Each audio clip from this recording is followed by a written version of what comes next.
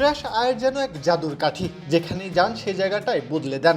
কখনো ব্যাট হাতে, কখনো নেতৃত্ব গুণে আয়ার যেন সাফল্যের চাবিকাঠি, যেটা ব্যবহার করে জয়ের হাসি হাসলো পাঞ্জাব কিংস। আর সানরাইজার্স হায়দ্রাবাদ রানের পাহাড় গড়েও পড়ল পরাজয়ের আগুনে।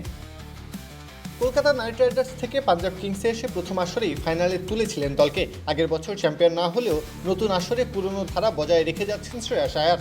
সামনে থেকেই নেতৃত্ব দিয়ে দলকে জেতালেন আরও একবার। এদিন টস হেরে ব্যাট করতে নেমে হায়দ্রাবাদের শুরুটা হয়েছিল একেবারে 10-10।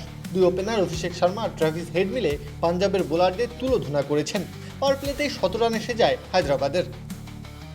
দলীয় রান যখন 120 তখন ফেরেন হেড, আর এরপর থেকেই কমে যেতে থাকে রানের গতি। অভিষেক শর্মা ফেরেন 28 বলে 74 রানের এক টর্নেডো খেলে।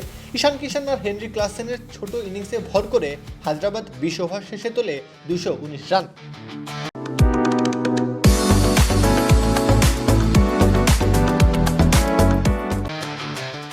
তাড়া করতে নেমে পাঞ্জাবের ওপেনাররাই বা পিছিয়ে থাকবেন কেন? প্রিয়াংশ আরিয়া আর প্রসিমরন সিং দুজনেই তুলে নেন ঝড়ো গতির অর্ধশতক।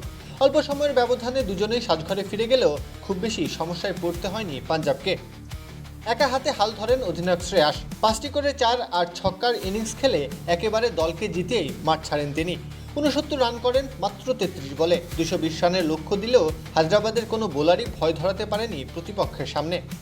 এখনও পর্যন্ত একবারও আইপিএল শিরোপা না জেতা পাঞ্জাব কিংস শ্রেয়াসের দেখানো পথেই উঠছেই বলা যায়।